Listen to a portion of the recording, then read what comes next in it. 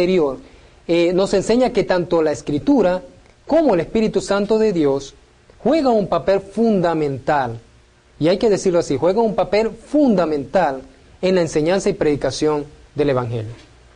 Ya lo habíamos dicho en el libro de los Hechos, en capítulo 8, habíamos puesto el ejemplo del eunuco etíope. Ahora, es necesario observar algunas ideas que nos ayudan y también entran un poco en la preparación personal del expositor, como en la metodología de la enseñanza y la predicación. Vamos a ver esa parte y para ello vamos a contar con los siguientes puntos, ¿verdad? Ante todo, necesitamos mirar nuestros puntos sobre lo que es preparándonos para esta lección. Acuérdense, nuevamente en cada lección les voy a recordar, necesitamos de su Biblia, ¿verdad? Que usted esté frente a su Biblia. Necesitamos también que usted primeramente atienda este video que está viendo. Y tercero, al finalizar esta lección, usted debe estar en la disposición de sacar una hojita en blanco para responder las preguntas que siempre hacemos al finalizar, al finalizar cada sección, o cada lección, mejor dicho. Entonces, con esto en mente, vamos a ver el contenido de esta lección. Una preparación técnica necesaria, la preparación del vocero. Hay muchas personas que me han dicho, en realidad, que se sienten un poco, que se les hace muy difícil el poder hablar en público. Hay muchas personas que, para mi modo de ver, son personas muy capaces, con las cuales puedo tener conversaciones maravillosas. Tienen un conocimiento excelente acerca del tópico del cual están hablando. Pero en el momento de hacerlo en público, allí toda la cosa cambia. Allí todo el escenario cambia. Y entonces comienzan los temores, comienza el miedo y la persona no puede hacer ni siquiera el 10% de lo que ha preparado. Entonces, muchas personas, así como esta, ¿verdad?, pierden la enorme oportunidad de proclamar el mensaje, bien sea a través de la predicación o también a través de un estudio bíblico o también en una clase de damas o en una clase de niños. Pierden de servir en esta capacidad, en esta manera tan hermosa, tan importante de compartir el Evangelio, porque sencillamente tienen temor de hablar o de pararse inclusive en público. Yo creo que si usted le hubiese preguntado a mi profesora de química en bachillerato, por allá en tercer año, ¿verdad?, o lo que llamarían por aquí, ¿verdad?, en el high school, si usted le hubiera preguntado a mi profesora de química si yo podía hablar frente a la clase, ella se hubiese echado a reír. Pero años y años después de eso, ahora usted me ve parado frente a usted. Yo creo que todos poseemos ese temor.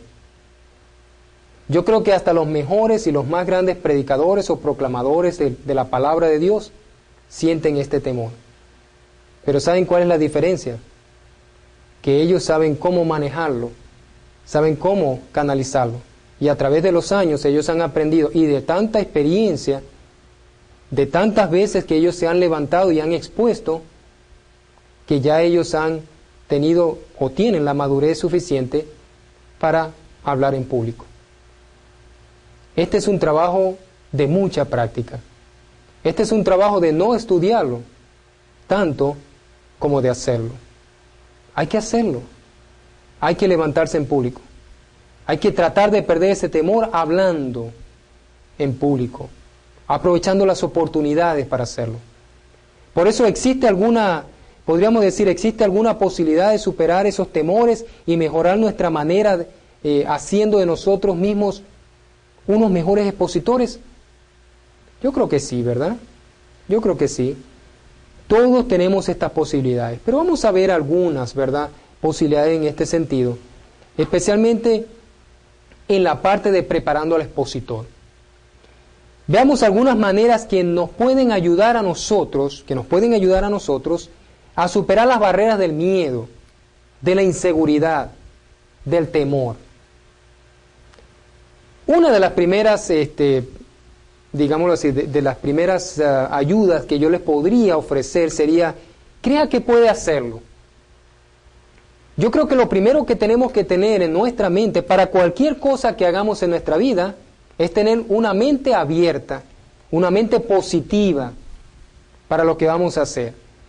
Y yo creo que en este punto usted debe de llenarse de una carga positiva, de que puede hacerlo, puede lograrlo. Piense que si otros lo han hecho, ¿por qué usted no? Si otros han podido, ¿por qué usted no? Y piense que Dios, fíjense lo importante acá, Dios le ha dado voz, Dios le ha dado ese aire en sus pulmones suficiente que necesita ¿qué? ¿Qué necesita hacer con ese aire? Expulsarlo, ¿verdad? Y para poder expulsar ese aire necesita hablar, necesita comunicar. Expúlselo, pero comunicando y comunicando la palabra de Dios. Piense que usted tiene algo que decir y lo va a decir. Cueste lo que cueste, lo va a decir. Pero sobre todo, piense que Dios está con usted y que Él consume su vida y desea que usted comunique su mensaje a otros. Entonces, ¿cuál es el primer punto que necesitamos, en el cual necesitamos pensar? Creer que se puede hacer, creer que se puede lograr, que lo puede hacer. Llénese de esa carga positiva. Respire ese aire en sus pulmones y expúlselo comunicando. Una segunda idea que podría compartir con usted sería: sienta un profundo deseo que lo consume. Sienta un profundo deseo que lo consume. Este sentimiento que invade no solo su mente, pero también que sus emociones. Es un sentimiento que lo invade completamente y todo el resto de su ser. Piense que esto es algo tan que aunque existen obstáculos, ¿verdad? Estos se ven pequeños ante el profundo deseo que usted tiene de expresar y de expresar el mensaje de Dios. Ahorita viene a mi mente las palabras del profeta Jeremías. ¿Se recuerdan del profeta Jeremías? El profeta Jeremías dice: me sedujiste, oh Jehová, y fui seducido. Cada cual se burla de mí. Y dice más adelante: y dije, no me acordaré más de él, de Dios, de su mensaje. Pero dice después: ni hablaré más en su nombre. No obstante, había en mi corazón como un fuego ardiente, dice Jeremías. Metido en mis huesos, traté de sufrirlo, de escapar de él, pero no pude. Jeremías capítulo 20, versículos 7 y 9. ¿A qué fuego se refiere? ¿Cuál es ese fuego que realmente entró en su ser, en su vida, verdad? Y que fue difícil para él sufrirlo o liberarse de él. Y no pudo hacerlo. El fuego ardiente era la palabra de Dios. El mensaje de Dios que él, como vocero de Dios, debía de proclamar. Sienta usted ese mismo fuego. Sienta ese mismo deseo que lo consume por la palabra para proclamarla, para proclamar esta bendita y eterna palabra de Dios. Cuando piense en esos obstáculos, o cuando vea esos obstáculos que no le dejan pararse al frente o decir algo en público acerca de Dios, recuerde a Jeremías. Recuerde el profundo fuego ardiente que lo consume y que tiene que decirlo. No solamente sienta ese profundo deseo, pero también hay que combatir el miedo y la inseguridad. Hay que combatir el miedo y la inseguridad. Yo creo que si bien es importante el creer que uno puede hacer las cosas, también muy importante el que uno sienta ese deseo que lo consume a uno y que uno va a explotar, va a sacar ese fuego ardiente, ¿verdad?, de su ser para proclamar la palabra de Dios. Está bien cierto de que el miedo va a existir y que la inseguridad y el temor a equivocarse delante de todos va a tratar de hacer presa de usted. Pero la palabra de Dios dice, Pablo le dice a Timoteo, porque no nos ha dado Dios espíritu de cobardía, sino de poder, de amor y adivinen qué, y de dominio propio. Segunda de Timoteo, capítulo 1, versículos 7. Entonces Dios nos ha dado ¿qué? Nos ha dado un espíritu que no es de cobardía, sino de poder. Piensa en tu mente y en tu corazón que Dios está contigo, que puedes hacerlo y que con ese deseo tan profundo que tienes para hacerlo, Dios está contigo dándote de su poder, dándote su amor y diciéndote, ¿verdad?, que lo van a hacer juntos y que Él te va a ayudar realmente. Piensa que ese espíritu, ¿verdad?, entiende que Dios no desea que ese tipo de espíritu de cobardía, de temor, exista en ti. Que esa actitud de que no lo puede, de que siente temores, existe en ti. Piensa que el Señor te ha dado un espíritu que te puede ayudar a soportar esos momentos de inseguridad y de miedo para hacer su deseo, el proclamar su palabra, el enseñar a otros. Y yo creo que Romanos capítulo 1, versículo 17, también nos habla de que el poder no es de nosotros. El poder no es del mensaje, no es del mensajero, sino del mensaje. El mensaje de la palabra de Dios es poderoso. Entonces piensa que tú eres ese vehículo que está manejando el poder de Dios, que es su palabra, su mensaje. Y que ese mensaje que estás manejando, ese mensaje es el Evangelio, el poder de Dios para salvación de todos aquellos cuantos lo escuchen. Por supuesto, el poder no está en tu persona y vas a pensar que es así. Tú apenas eres ¿qué? Como decir el vaso. Tú eres el que contiene el poder. Es decir, el recipiente donde el poder está almacenado, que es la palabra de Dios. Pero este poder realmente, que es su palabra, todos nosotros necesitamos solo aprender a liberarlo. Hay que aprender a liberar este poder que ha sido almacenado en mí por el estudio y retención de la palabra de Dios. ¿Cuántas horas, cuántos sermones, cuántas clases no he recibido durante toda mi vida? ¿Cuánto conocimiento no ha sido retenido en mí? Pero ha llegado el momento, ¿verdad?, en que ese conocimiento también pueda tener yo la facilidad de ¿qué? De compartirlo con otras personas, de liberarlo. Por supuesto que existe en este mundo lo que llamamos el miedo escénico, pero el miedo escénico solo existe por unos momentos. Ya cuando estás parado, levantado allí, ¿verdad?, unos minutos más y ya se perdió. El miedo escénico se termina. Porque hay gente que piensa o que ha aprendido y sabe que los primeros minutos te impulsa este miedo escénico para levantarte y estar allí, y luego que el miedo escénico se hace menos obvio, menos aparente. ¿Y cómo puedes lograr esto? Bueno, tal vez podemos empezar desde ahorita, ¿verdad?, a hacer algunos ejercicios acá. Si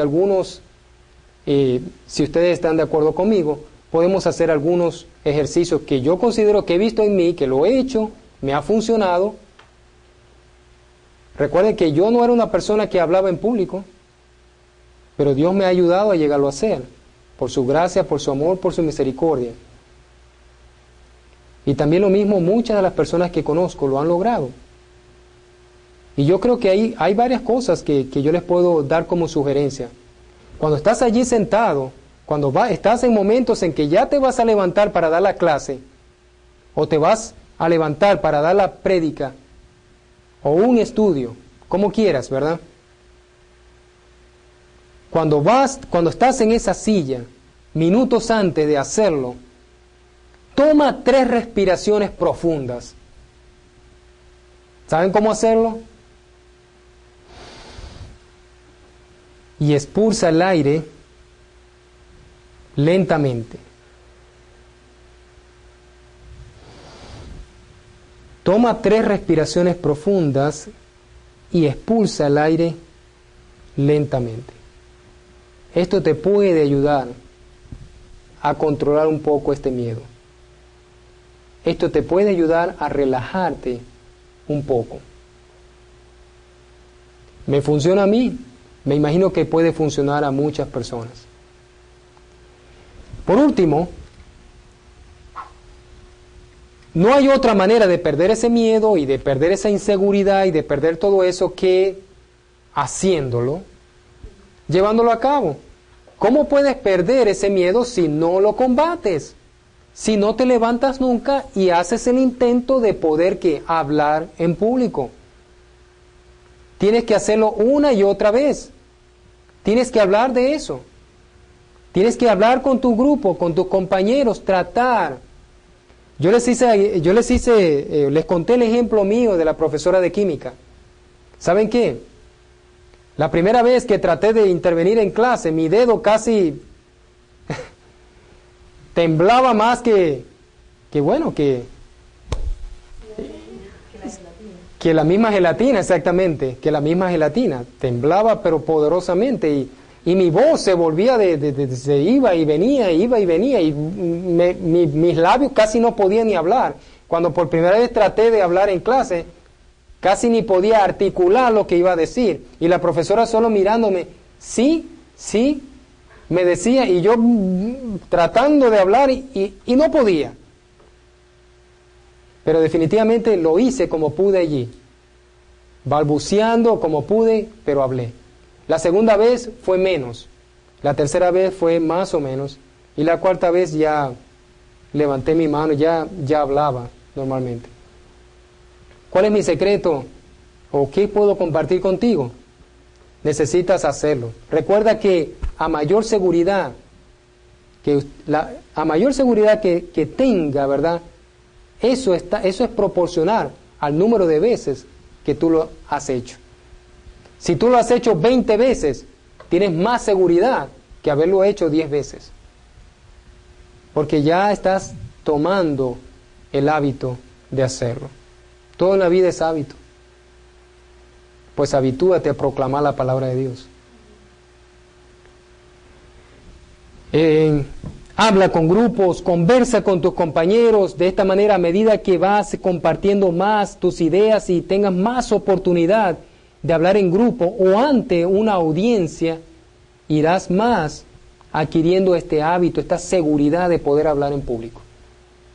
Y por supuesto, ¿verdad? Lo más importante y lo que más te puedo recomendar de todas estas cosas es que ores a Dios.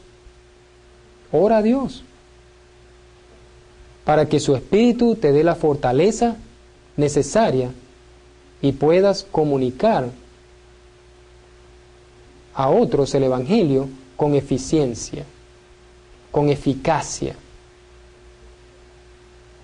Bueno, esto es preparando un vocero, pero ¿qué tal de preparando a la audiencia? ¿Qué tal de preparando a la audiencia? Bueno, para preparar a la audiencia tenemos varias ideas acá. Número uno, hay que saber a qué tipo de audiencia me estoy refiriendo, ¿ok? ¿A qué tipo de audiencia me estoy refiriendo? Leyendo un poco acerca de Bruce Wilkinson, él reconoce algunas leyes de la enseñanza bíblica dinámica. Wilkinson dice, por ejemplo, que hay un tipo de audiencia que está orientada a aprender. Oigan bien, un tipo de audiencia que está orientada a aprender. Cuando estás preparando tu mensaje, tienes que reconocer y saber qué tipo de audiencia estás enfrentando. Ahora, si la audiencia que estás enfrentando está, como dice Wilkinson, orientada a aprender, aquí nomás vas a enseñar o vas a pensar de que el que enseña es el responsable de que la audiencia aprenda. No, la responsabilidad no es de la audiencia, sino es tuya de que la audiencia aprenda. Ya mismo ahorita, ¿verdad? Puedo decir que esta audiencia que tenemos ahorita está orientada a aprender a través de esta clase o de estas clases. El que enseña debe estar dispuesto en todo caso, él debe estar dispuesto en todo caso a hacer todo el esfuerzo necesario. ¿Para qué? Para que se cumpla la meta de enseñar y que la gente pueda aprender. Él tiene que realizar todo y buscar toda la metodología, todo lo práctico, todos los ejercicios para que las personas, para que el cometido, lo importante es que su audiencia pueda aprender. Ok, el enfoque aquí está en las necesidades de crecimiento de la audiencia, por supuesto, y en las necesidades, no en la necesidad realmente, vamos a decirlo así, de que el profesor sea admirado. Aquí lo que se busca es que la audiencia aprenda y para ello el profesor, el expositor va a hacer todo lo que esté en su mano para que la audiencia pueda aprender. La número 2 es, hay una audiencia que está orientada a la expectativa. En este caso, ¿verdad? La opinión de aquel que enseña y su confianza en la audiencia, sea válida o no, afectará radicalmente sus respuestas. Cree en su audiencia y lo expresa. Estas son las expectativas que tiene el expositor, ¿verdad? La C dice orientada, número 3, perdón, dice orientada a la aplicación. ¿Qué queremos decir con esto? Hay una explicación sin aplicación, podríamos decir que es truncar la verdad. Una explicación sin aplicación es como dejar la verdad a medias. Mayormente las personas necesitan sí conocer la verdad, pero necesitan saber cómo usar esa verdad o qué voy a hacer con eso que acabo de aprender. Entonces, este es el tipo de audiencia que está preparada para saber en qué puede aplicar lo que ha aprendido.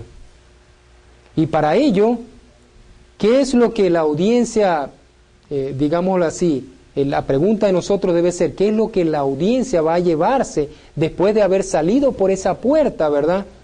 Y dejado la habitación, la convención, el lugar, ¿en qué va a estar motivada y determinada a hacer después que termina de estar aquí? Esa es una audiencia orientada a la aplicación. Hay una audiencia también orientada a la retención. Es decir, hacer su material para que se haga fácil de recordar. Hacer sencillas láminas, ilustraciones y palabras claves. Y como la que están ustedes viendo ahorita, el uso del PowerPoint, de las presentaciones en PowerPoint. Entonces, en este sentido, la idea sobre esta audiencia es que ellos retengan lo que más puedan el material que ha sido expuesto. Entonces, en este caso, ¿verdad? Tenemos que, es importante, no solamente estas láminas, ilustraciones, también palabras claves. Finalmente, bueno, la penúltima que tengo aquí, que tenemos una audiencia orientada a la necesidad. ¿Qué quiere decir esto? No importa que tan bien presentada sea tu lección, pero si no satisface las necesidades de la audiencia, ¿de qué sirve? Es un fracaso. Entonces tu contenido, tal vez en tu contenido, en la preparación de tu lección, no posee realmente, por decirlo así, ¿verdad?, el contenido que pueda callar o calmar esa necesidad que tiene. Pero tu audiencia o tu trabajo, en este caso, no sería el de impresionar realmente a tu audiencia con lo que sabes, sino sería descubrir cuáles son las necesidades de tu audiencia y dirigir el material para satisfacer esas necesidades. Finalmente tenemos la orientada a entrenar. Muchas veces, ¿verdad?, el examen final como decimos, de tu enseñanza no es lo que toma lugar durante la exposición, pero es lo que toma lugar después de la exposición o después de la reunión. Tu enseñanza debe ser que debe traer frutos que se puedan observar, que se puedan ver en la vida de aquellas personas que han recibido tu enseñanza. Entonces, de manera pues que es importante los frutos observables o los frutos que se puedan observar en la vida de estas personas, con quienes ellos se relacionan. Entonces tenemos, de manera pues que hemos aprendido varias cosas hasta ahora, ¿verdad? En un punto A hemos aprendido cómo se puede ir preparando el expositor con algunos consejos, ¿verdad?, que yo pienso que puedan ayudarles y que la palabra de Dios nos ha enseñado también. Número 2, tenemos ahora cómo podemos prepararnos para conocer esta audiencia y a qué estamos orientados. Cuando vamos a preparar el mensaje, necesitamos saber qué tipo de audiencia estamos enfrentando. Y tenemos la de aprender, la audiencia que espera en la expectativa, de la aplicación, de la retención, de la necesidad y de la que busca el ser entrenada. Vamos a seguir en la siguiente sección con la última parte, ¿verdad?, que tiene que ver con la preparación o preparando el mensaje.